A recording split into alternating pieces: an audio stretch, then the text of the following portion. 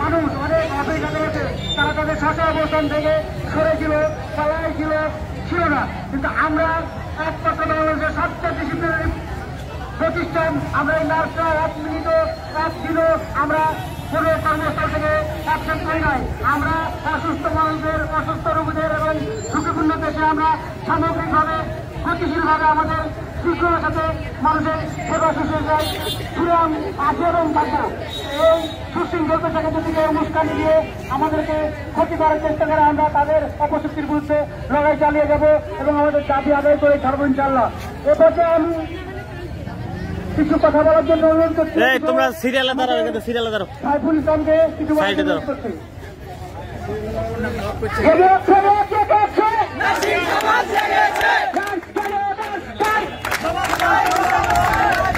আমার সবার বাংলায় জেগেছে, অ্যাকশন অ্যাকশন অ্যাকশন অ্যাকশন, আমার সবার বাংলায় দাবি এক দাবি এক। ভাইয়াকে বলে দিতে হবে।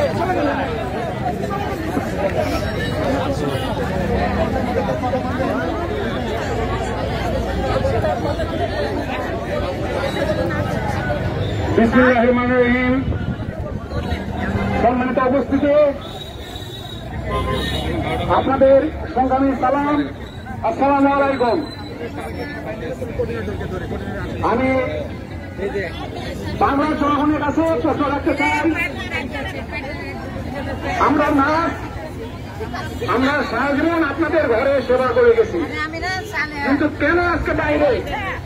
এটা হলো বাংলার জনগণের উত্তর দেবে। আমি একটা গল্প করি। আমাদের একটা বাড়ি ছিল 1977 সাল থেকে 2015 সাল পর্যন্ত। সেগুলো আমাকে দেওয়া হলো বাড়িটা তৈরি করার জন্য 16 সালে। শেষ যেখানে আমরা কি করলো, বাড়ির মালিক হয়ে গেল, আর আমাদের কি করলো, ভারতীয় বানাইল। আমরা কেন চাইছিলাম? আমরা কখনো চাই নাই, কারণ আমরা বাড়ির মালিক হিসাবে কাজ করবো। যদি থাকতে হয় ভারতীয় হিসাবে থাকবে। ঠিক কিনা বলেন? আরেকটা বলতে চাই,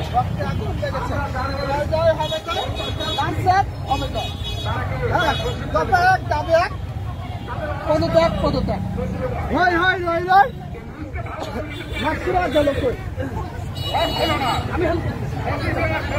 যদি এখানটা সরাইতে হয় তাহলে রাজপথে রাজনীতি দিতে হবে। কে কে রাজি এখন হাত তোলেন? এরা মনে রাখেন, আপনারা ঘরের চিন্তা তুলে করেন, ফেসবুকে লাভ নাই। আমাদের যে রকম দেওয়ালে পিঠ থেকে গেছে, তাদেরও দেওয়ালে পিঠ থেকে যাইতে হবে।